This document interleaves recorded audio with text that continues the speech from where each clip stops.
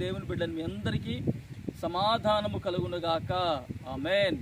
ప్రియమైన దేవుని బిడ్డారా, ఈ రోజున చాలామంది దేవుని సన్నిధిలో నివసించడానికి కొంచెం ఒక అడుగు వెనక వేసి ఆలోచిస్తూ ఉంటారండి. వేరే వాటికైతే ఎక్కువ ప్రాధాన్యత ఇస్తూ ఉంటున్నారు. దేవుని సన్నిధిలో నిలబడడానికి భయపడుతున్నారు. కొందరైతే వెనకబడిపోతున్నారు. పురులారా, మనం ఎప్పుడైనా గుర్తుపెట్టుకోవాల్సింది ఏమిటంటే దేవుని సన్నిధిలో మనం నిలబడాలి. నిలబడి ఏమి చేయాలి? చదువుకుందాం పరిశుద్ధ గ్రంథంలో 140వ కీర్తన 11వ వచనం.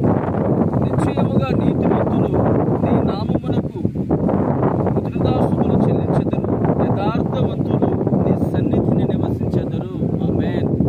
ప్రియమైన వారరా, యథార్థవంతులు ఆయన సన్నిధిలో నివసించెదరు అంటే సన్నిధి అంటే మనము ప్రార్థించినప్పుడు మోకరించేదే దేవుని సన్నిధి. ఆ సన్నిధిలో ప్రభు నివాసం చేస్తాడు.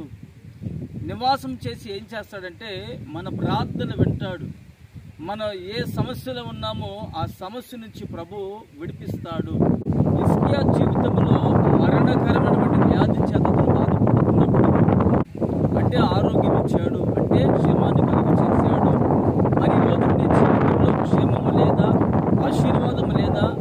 అయితే నీవు దేవుని సన్నిధిలో హిజ్కియా వలె నిలబడగలిగితే నా ప్రభు నిన్ను నిశ్చయముగా ఆశీర్వదించునుగాక. ఆమేన్. ప్రార్థన చేసుకుందాము. ప్రేమగల తండ్రి, పరిశుద్ధుడమైన దేవా, జీవాధిపతి, స్తోత్రము నాయన.